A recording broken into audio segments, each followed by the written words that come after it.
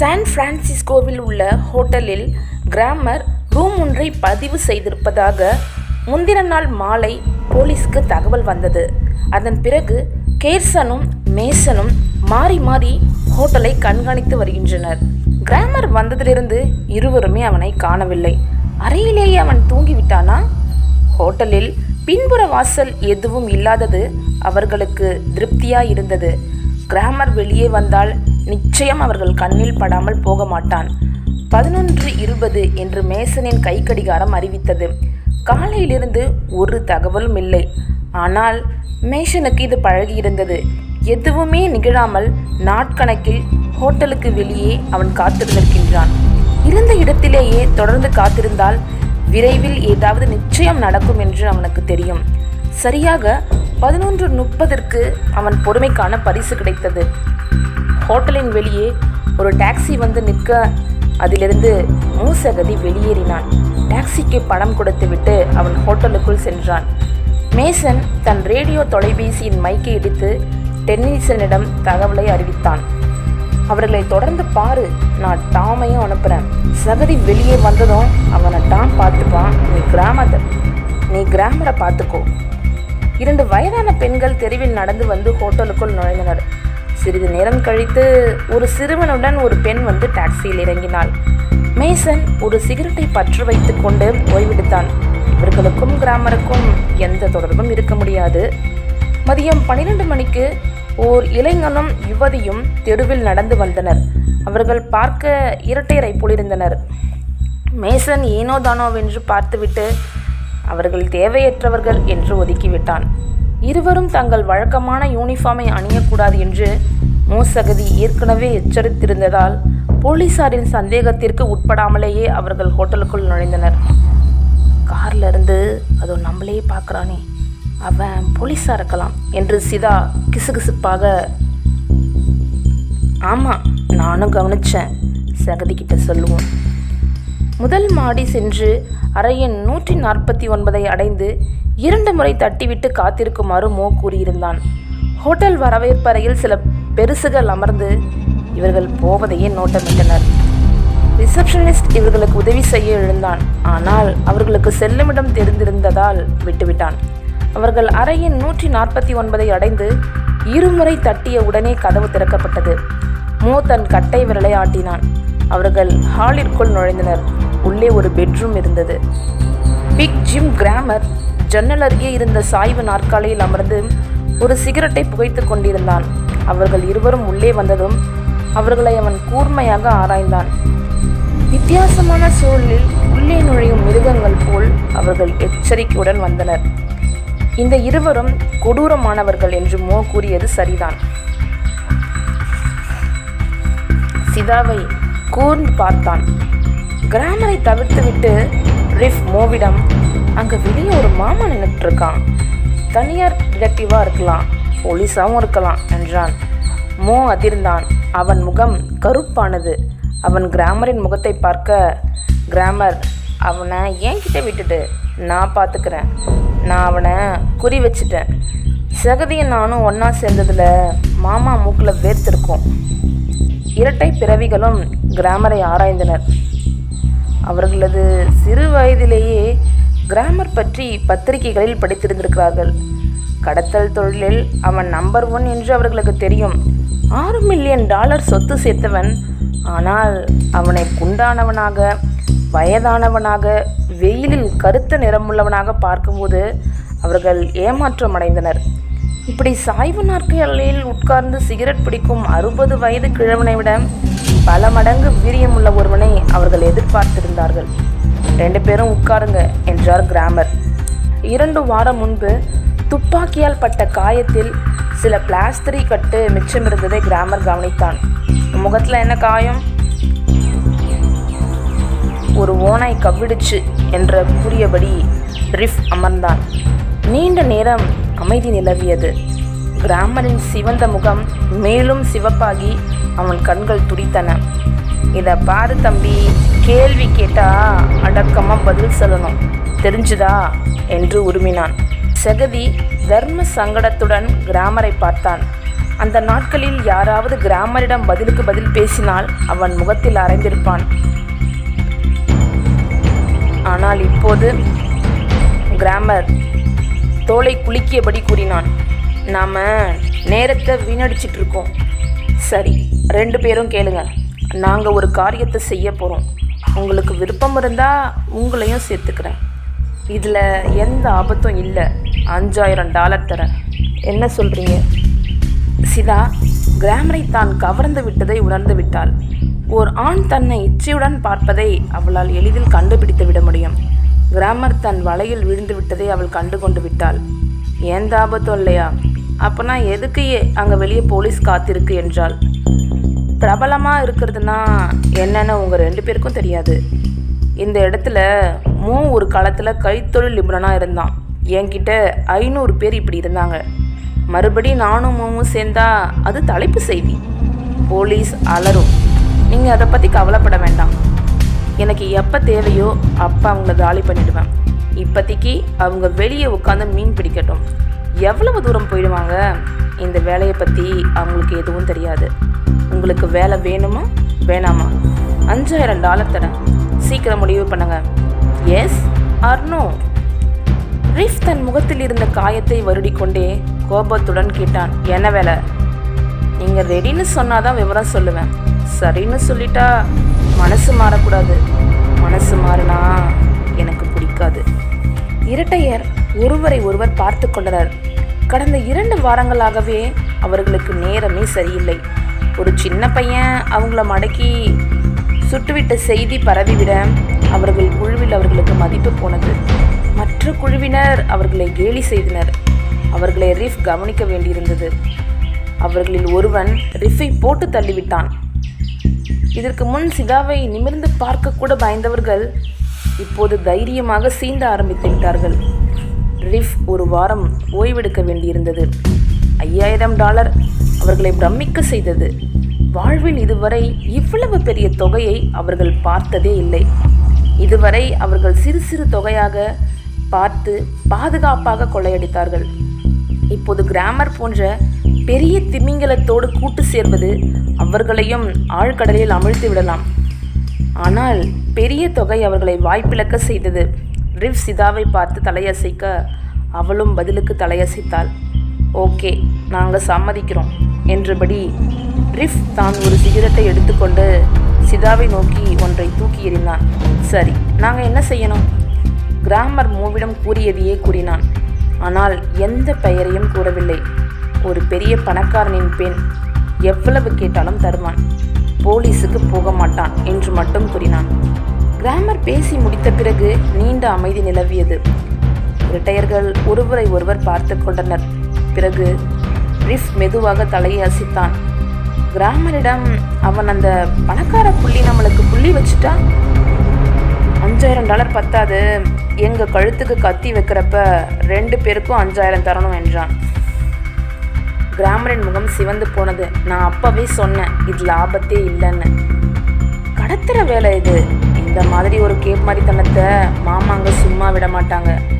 $10,000 தாங்க, இல்லைன்னா நாங்கள் ஆட்டத்தில் இல்லை என்றான் ரிஃப். கவலையோடு கிராமரை பார்த்தான். கோபத்தில் கிராமரின் முகம் சிவந்ததில் ஒரு இரத்த குழாய் வெடித்திருந்தாலும் ஆச்சரியப்படுவதற்கில்லை. அப்பனா வெளியே போ என்று கிராமர் இறைந்தான். 2 பேருமே வெளியில் போங்க. நான் சொல்கிற சம்பளத்துக்கு செய்ய நிறைய பேர் கிடைப்பாங்க. சிதா சங்கடத்தில் நெளிந்தாள். ஆனால் ரிஃப் கோபத்தில் இருந்தான். 10,000 தந்தா இந்த வேலையை செய்கிறோம், அழகாக செஞ்சு முடிக்கிறோம், எந்த குறையும் வைக்க மாட்டோம், அந்த உத்தரவாதம் தரும். வெளியே போ என்று கிராமர் கத்தினான். நிமிர்ந்து உட்கார்ந்தான். அவன் முகம் சுருங்கியது. நான் சொல்கிறது கேட்குதா? வெளியில் போ. ஆனால் ரிஃப் நகரவில்லை. இது ஒன்றும் ஓன் பணம் இல்லை. ஏன் உணர்ச்சி வசப்படுற?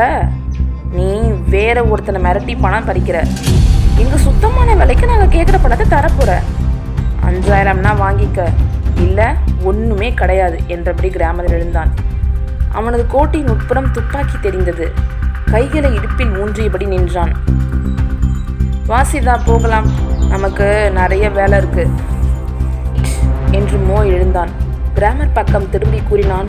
ஜிம், உன் கூட நான் தனியாக பேசணும் என்றபடி பெட்ரூமில் சென்றான். கிராமர் சிறிது தயங்கியபடி ரிஃபை முறைத்துவிட்டு பெட்ரூமுக்குள் வேகமாக சென்று கதவை அரைந்து சாத்தினான். என்ன சொல்லணும் சொல்லு என்று இறைந்தான். டேக் இட் ஈஸி ஜேம் என்றான் மோ அமைதியாக. அப்புறமா நான் உன்னை எச்சரிக்கலன்னு மட்டும் சொல்லாத. இவங்க 2 பேரும் முரணுங்க. அவங்கள நீ நடத்துகிற விதம் சரியில்லை. இந்த வேலைக்கு 10,000 தரலாம், அவங்க செய்வாங்க. இப்போ தர முடியாதுன்னு சொல்ல முடியாது. நம்ம கடத்த திட்டம் போட்டிருக்கோன்னு இப்போ அவங்களுக்கு தெரியும். அவங்க பாம்பு மாதிரின்னு சொல்லியிருக்கேன். கேட்குற பணத்தை கொடுத்துட்டா வேலையை செய்வாங்க. இப்படி இல்லைன்னு சொன்னால் தீர்வு கடந்து போலீஸ்கிட்ட போய் எல்லாத்தையும் சொல்லிடுவாங்க. அவங்க ரெக்கார்ட் போலீஸில் இல்லை, ஆனால் நம்மளது இருக்குது. அவங்க நம்மளை காட்டி கொடுத்துடலாம். உனக்கு புரியலையா? கிராமர் மோவை கண்டு முகத்தை சுளித்தான். அவன் முகம் சிவந்தது. இறுதியாக கோபத்தில் குரல் நடுங்க கத்தினான். இந்த மாதிரி ஒரு திமிர் பிடிச்சவனை என்னால் பொறுத்துக்க முடியும்னு நினைக்கிறியா? உனக்காக யார் அதை செய்வாங்க? இப்போ நம்மளுக்கு வேலை செய்கிறதுக்கு ஆள் இல்லை ஜிம். அப்படி ஒருத்த கிடைச்சாலும் அவனுக்கு நம்ம காசு தரணும். அது வரைக்கும் போலீஸ் பொறுத்து இருக்காது. நம்ம கடத்தணும்னு திட்டம் போடுறது போலீஸ்க்கு தெரிஞ்சாலே நம்மளை உள்ளே தள்ளிடுவாங்க. இந்த வேலையை அவங்க செய்வாங்கன்னு நினைக்கிறியா என்று கிராமர் கேட்டான். நிச்சயம் செய்வாங்க என்றான் மோ. சரி, ஆனால் ஏதாச்சும் அவங்க பிரச்சனை பண்ணினாங்க, நானே அவங்கள சுட்டுடுவேன். அது சரி ஜிம், இப்போ நம்ம போய் அவங்க கிட்ட பேசுவோம். அவர்கள் மறுபடி ஹாலுக்கு சென்றார்கள். ரிஃப் மறுபடி சிகரெட் பற்ற வைத்து கொண்டிருந்தான். நாங்கள் இதை பற்றி பேசணும் என்று மோ கிராமர் பேசுவதற்கு முந்திக் கொண்டு கூறினான். நாங்கள் $10,000 தரோம், ஆனால் அந்த பணத்துக்கு தொழில் சுத்தமாக இருக்கணும். ரிஃப் தலையாட்டினான். அவன் கிராமரை பார்த்து வேலை சுத்தமாக இருக்கும் என்றான். வெற்றி களிப்பு பரவுவதை அவன் உணர்ந்தான். வேண்டாம் என்று அவன் முட்டாள்தனம் செய்து விட்டதாக சிதா நினைத்தாள். தான் தவறு செய்து விட்டதாகவே அவன் ஒரு கணம் நினைத்தான். ஆனால் இறுதியில் அவன் வெற்றி பெற்று விட்டான். என்ன செய்யணும்னு சொல்லுங்க, செஞ்சிடுறோம். கிராமர் எழுந்தான். அவன் முகம் வீங்கி இருந்தது. இடதுபுறம் சுண்டி இழுப்பது போல் வலித்தது.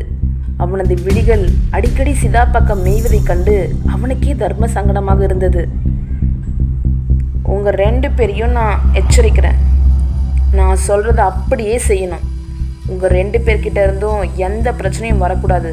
புரிஞ்சுதா? நீங்கள் வருத்தப்படுற மாதிரி நடந்துக்க மாட்டோம். நீங்கள் நிச்சயம் நம்பலாம்.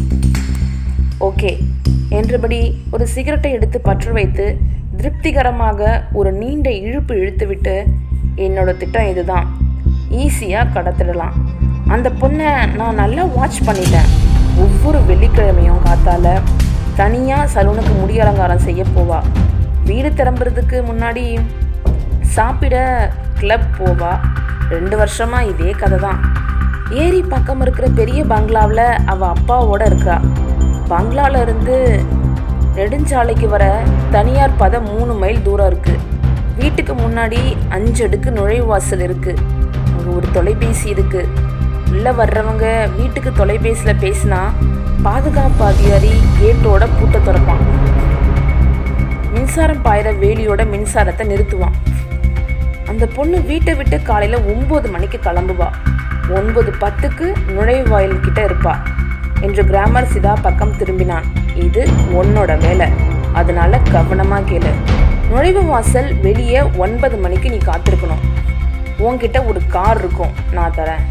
9:10க்கு பிரேக் டவுன் ஆன மாதிரி காரோட பேனட்டை திறந்து போட்டுடு. ரொம்ப சீக்கிரம் பண்ணிடாத, இல்லைன்னா யாராச்சும் உதவி செய்ய வந்துடுவாங்க. மோ உன் கூட இருப்பான், ஆனால் தள்ளி மறைஞ்சிருப்பான். அந்த இடம் எனக்கு தெரியும். அங்கே அவன் ஒளியறதுக்கு வசதியாக கார் பக்கத்தில் புதர் இருக்கும். அந்த பொண்ணு கேட்டை திறக்க காரில் இருந்து கீழே இறங்கும். நீ அவகிட்ட போய் கார் பிரேக் டவுன்னு சொல்லு. அவன் உன்னை பக்கத்தில் இருக்கிற மெக்கானிக் ஷாப்புக்கு கூட்டிகிட்டு போவா. அவள் மறுக்க மாட்டான். நீயும் பொண்ணு தானே, உன்கிட்ட சந்தேகப்பட எதுவும் இருக்காது. நீ அவளோட காரில் ஏறிக்கோ. மோ புதர்ல இருந்து வெளியே வந்து உன் காரில் ஏறி பின்னாடியே வருவான் என்றபடி கிராமர் இடைவெளி விட்டு முழங்கையை மேஜையில் ஊன்றி கைகளில் முகத்தை தாங்கி கூர்ந்து கவனிக்கும் சிதாவை பார்த்தான். இங்கு தான் நீ உன் பணத்தை சம்பாதிக்க போகிற. வழியில் நீ சொல்கிற மாதிரி அவன் நடக்கிறதுக்கு அவளை தயார் செஞ்சிடு. உன்கிட்ட தேவையான கருவிகள் இருக்கும். கிராமர் ஒரு சிறிய ஃப்ளாஸ்கை எடுத்தான். இதில் சல்ஃபியூரிக் அமிலம் இருக்குது. மேல் பக்கம் அழுத்தினா அமிலம் பீச்சி அடிக்கும். நீ சொல்கிற மாதிரி அவன் கேட்கலனா அமிலத்தால் முகத்தை நாசமாக்கிடுவேன்னு சொல்லு. ஒரு வாட்டி செஞ்சு காமி. காரோட சீட்டில் அமிலத்தை தெளி. செய்யும்போது கவனமாக இரு. இதை பார்த்த உடனே பயந்து அவள் ஒழுங்காக நடந்துப்பா. நான் உத்தரவாதம் தரேன். சிதா தலையசைத்தபடி ஃப்ளாஸ்கை வாங்கி கொண்டாள். இதை நான் பார்த்துக்கிறேன், ஏற்கனவே இதை பயன்படுத்தியிருக்கேன், சுலபந்தான் என்றாள். கிராமரும் மோவும் ஒருவரை ஒருவர் பார்த்து கொண்டனர். மோ விழிகளை உயர்த்தி, நான் உன்கிட்ட ஏற்கனவே சொல்லலை என்பது போல் பாவனை செய்தான். பார்க் நோக்கி போங்க, இது ஒரு பெரிய பொதுமக்கள் வர்ற பூங்கா. அந்த சமயத்தில் காரை நிறுத்த இடம் ஈஸியாக கிடைக்கும். மோ பின்னாடியே வருவான். நீயும் அவளும் உங்கள் காரில் இருந்து இறங்கி மோவோட காருக்கு போகணும். நீ கவனமாக அவளை பார்த்துக்கணும். அவள் எந்த தப்பும் செய்ய மாட்டா. ஆனால் ஒரு கணம் கூட கவனக்குறைவாக இருக்கக்கூடாது, புரிஞ்சுதா? சிதா தலையசைத்தாள். கிராமர் மோ பக்கம் திரும்பினான். நீ அவங்கள பாழ்நிலத்துக்கு கூட்டிகிட்டு போகணும். உன்கிட்ட மேப் இருக்கும், அது எங்கன்னு உங்களுக்கே தெரியும். மதியம் அங்கே போயிடணும், சரியா? சரி என்றான் மோ. பாழ்நிலமா, எங்கே இருக்கு என்றாள் சிதா. அவளுக்கு பதில் கூறாமல் கிராமர் ரிஃப் பக்கம் திரும்பினான்.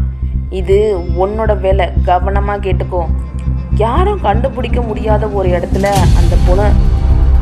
அந்த பொண்ணை ஒளிச்சு வச்சு வேற ஒருத்தன் பணம் கேட்டு வர வரைக்கும் இருக்கிறதுக்கு ஒரு இடத்துக்கு ஏற்பாடு பண்ண வேண்டியது உன்னோட பொறுப்பு. நாம் யாருமே அந்த பொண்ணோட அப்பா கிட்ட போய் பேச போகிறதில்ல. அதுக்கு ஒரு ஆளை ஏற்பாடு பண்ணிட்டேன். உங்களுக்கு விக்டர் டெர்மாட்ட தெரியுமா? விக்னு ஒருத்தன் நாடகங்கள் எழுதுறான். அவனையா சொல்கிறீங்க என்றாள் சிதா. அவனே தான். அவனுக்கு நல்ல புகழ் இருக்கு. அவனை எல்லோருக்கும் தெரியும். மக்கள் அவனை மேலானவனா நினைக்கிறாங்க. அவன்தான் அவன் அப்பா கிட்ட பேச போகிறான். அவன் காசு தர சொல்லி பேசி போலீஸையும் வரவிடாமல் செய்ய போகிறான். அவன் இதை செய்யணும் என்றான் ரிஃப். ஏன்னா அவனுக்கு அழகான பொண்டாட்டியும் சின்ன குழந்தையும் இருக்கு என்றான் கிராமர். நீ, மோ, அந்த பொண்ணு, அப்புறம் நீ என்று சிதாவை சுட்டி காட்டினான். அவனோட வீட்டில் இருப்பீங்க.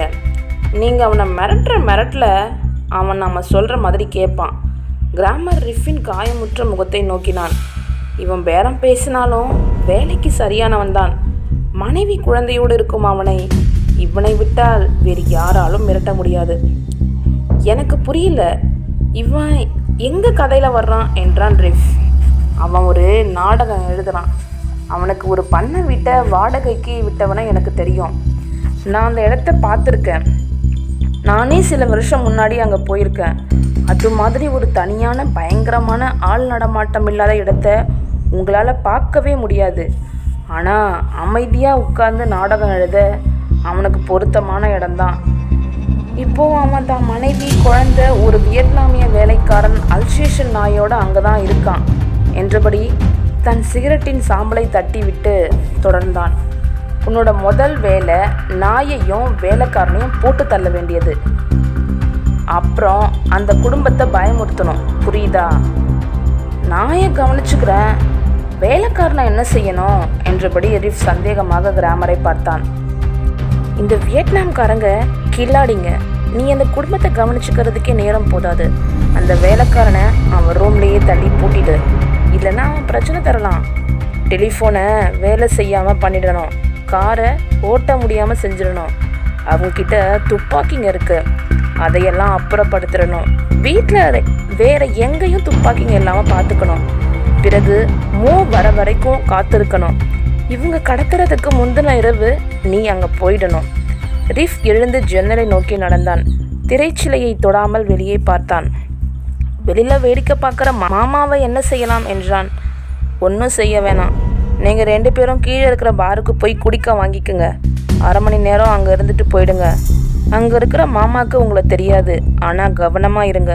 யாரும் பின்தொடராமல் பார்த்துக்கோங்க. யாரும் பின்னாடி வர வாய்ப்பில்லை. ஆனால் கவனமாக இருங்க. மோ இப்போ வெளியில் போயிடுவான். அவங்களுக்கு இவனை தெரியும், அதனால் பின்தொடருவாங்க. ஆனால் இது மோவிற்கு பழக்கம்தான். நான் லஞ்ச் முடிஞ்சதும் ரூமை காலி பண்ணிடுவேன். அவங்க என்ன பின்தொடருவாங்க. எனக்கும் இது பழக்கம்தான். அவன் எழுந்து சென்று தன் சூட்கேஸில் இருந்து ஒரு கவரை எடுத்து ரிஃபிடம் எறிந்தான். உங்கள் 2 பேருக்கும் தேவையான எல்லாமே இதில் இருக்குது. மேப், கால அட்டவணை, திட்டம் எல்லாத்தையும் மனப்பாடம் பண்ணிட்டு எரிச்சிடுங்க. அடுத்த வாரம் கடத்த போகிறோம். கேட்டுக்கொண்டிருந்த ரீஃப் தலையாட்டினான். இப்போ கொஞ்சம் அட்வான்ஸ் தந்தா என்ன? கடைசி டாலரை கூட காலி பண்ணிட்டோம் என்றான் ரீஃப். உங்ககிட்ட கொடுத்த கவரில் ஒரு $100 இருக்குது என்ற கிராமர் அந்த கவரை சுட்டி காட்டினான். அது போதும். உங்களை சந்திக்கிறப்ப இன்னும் தருவான், ஒரு காரும் தருவான். இப்போ பாருக்கு போங்க. ஏதாச்சும் தப்பு பண்ணிங்கன்னா போலீஸ் நான் 2 பேருமே தண்டனை தருவோம். இரட்டையர்கள் வெளியே சென்றுவிட கிராமரும் மோவும் அறையில் தனியே இருந்தனர். வியாழன் இரவு ரிஃப் தன் மோட்டார் சைக்கிளில் பால் நகருக்கு செல்லும் 5 அடுக்கு நுழைவு வாயிலில் நின்றான். அன்றிரவு வெதுவெதுப்பாக நிலவு வெளிச்சத்தோடு இருந்தது. நுழைவாயிலுக்கு வெளியே வண்டியை நிறுத்திவிட்டு சிறிது நேரம் காத்திருந்தான். பண்ணை வீடு செல்லும் வழியை கவனித்துக் கொண்டிருந்தான். ரிஃப் தனது கருப்பு லெதர் யூனிஃபார்மை அணிந்திருந்தான். அவன் அணிந்திருந்த பெரிய கூலிங் கிளாஸ் அவன் முகத்தில் பாதியை மறைத்தது. வேர்வை கசகசத்தது. இதுவரை அவன் இவ்வளவு பெரிய திட்டத்தில் செயல்பட்டதில்லை. இதன் விளைவுகள் எப்படி வேண்டுமானாலும் இருக்கலாம் என்று அவனுக்கு தெரியும். அவனும் சிதாவும் கடந்த 7 நாட்களாக இந்த வேலை பற்றி தான் எப்போதும் பேசிக் கொண்டிருந்தார்கள்.